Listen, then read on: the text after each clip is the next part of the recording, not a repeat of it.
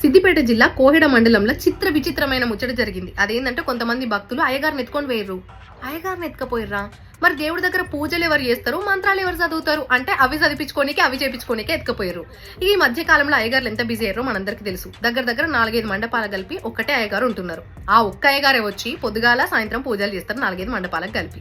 ఎక్కడున్నారు అయ్యగారు అంటే వస్తున్నా అని చెప్పేసి మేనేజ్ చేసుకుంటా అట్లా 4-5 మండపాలు చేసుకుంటారు. ఎందుకంటే ఈ టైంలో అయ్యగారు చాలా బిజీ ఉంటారు కాబట్టి. అయితే 2 మండపాల వాళ్ళు అయ్యగారు మా దగ్గరికి ఫస్ట్ రావాలనుకుంటే చెప్పి అయ్యగారిని బతలాడిరట. ఆయన ఎంతకి అటు ఇటు ఆలోచిస్తుంటే ఇట్లా కాదని చెప్పేసి 4 కూడా అయ్యగారిని ఎత్తుకొని వేయరు. వాళ్ళందరూ అట్లా ఎత్తుకుపోతుంటే అయ్యగారికి అయితే ఏం చేయాలో అర్థమైతలేదు. అటు వాళ్ళనా ఇటు వాళ్ళనా, వాళ్ళు భక్తులే వీళ్ళు భక్తులే. అరే ఎవరు ముందు చేస్తే ఏముంది పూజ, అయ్యగారు ఎట్లయినా వస్తాడు కదా, జరంతా వెనక ముందు అంతే.